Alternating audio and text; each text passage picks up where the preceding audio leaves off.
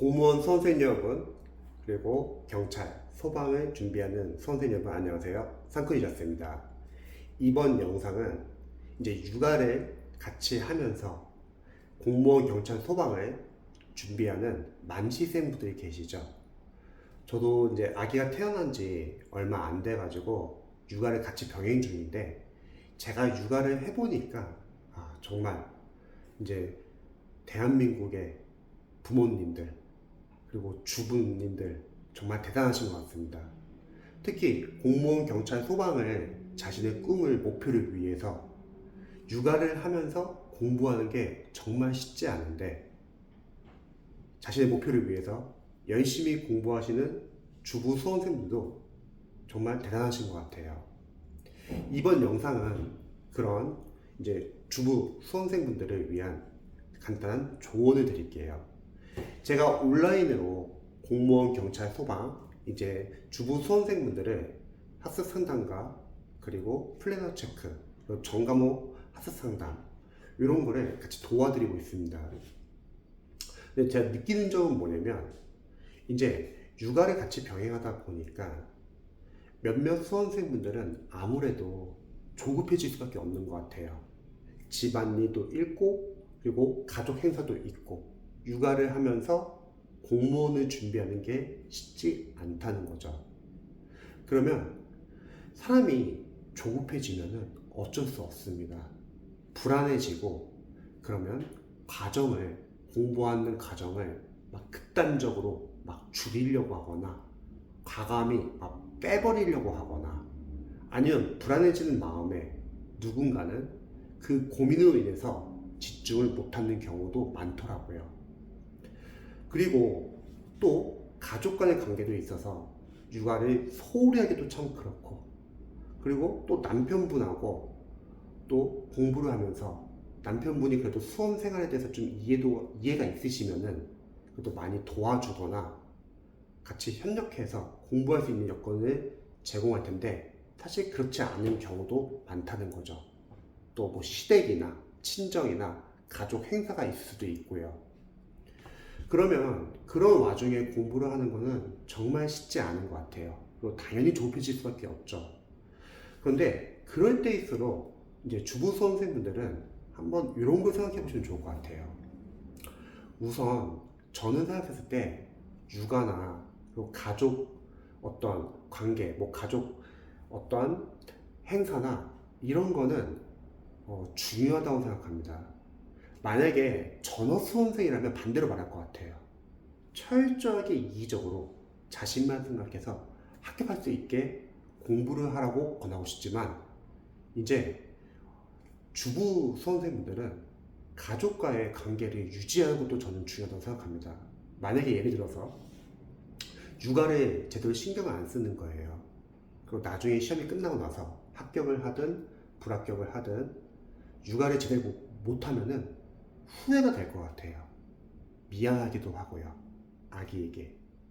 남편분과도 공부를 하기 위해서 철저히 이기적으로 남편과 대화도 없이 뭐 계속 공부만 하겠다는 취지로 막 갑자기 서로 의견이 달라져가지고, 또는 의견이 달라가지고 자주 싸울 수도 있는 거고요.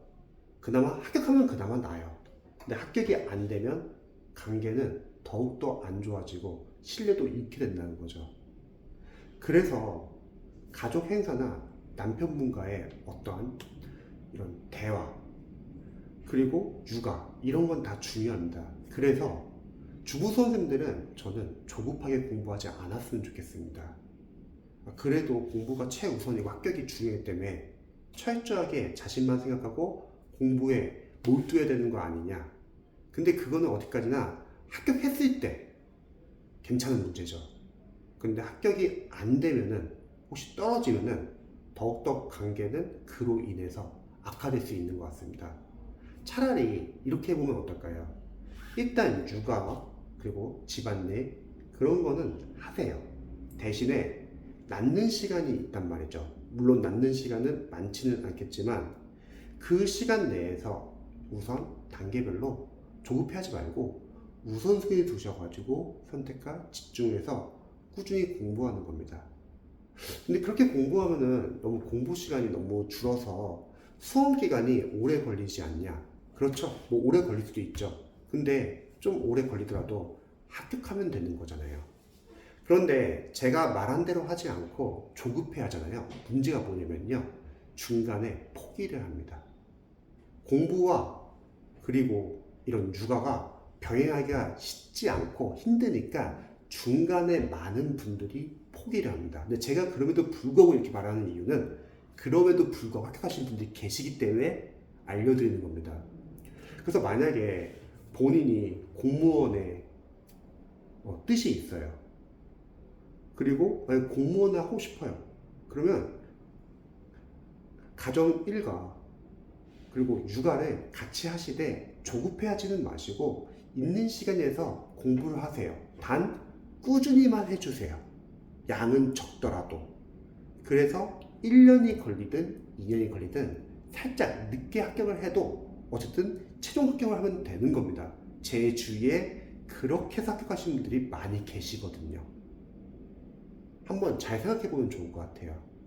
그렇지 않고 너무 조급한 마음에 계속 불안해하고 계획을 바꾼다거나 갑자기 막 과정을 줄인다거나 과정을 바꾸다 보면은 분명히 자신의 약점을 체크할 기회를 놓치게 되고, 그렇게 시험장 가서 점수가 혹시 안 나오면은 그때는 공무원, 경찰, 소방 시험을 준비를 아예 안 합니다.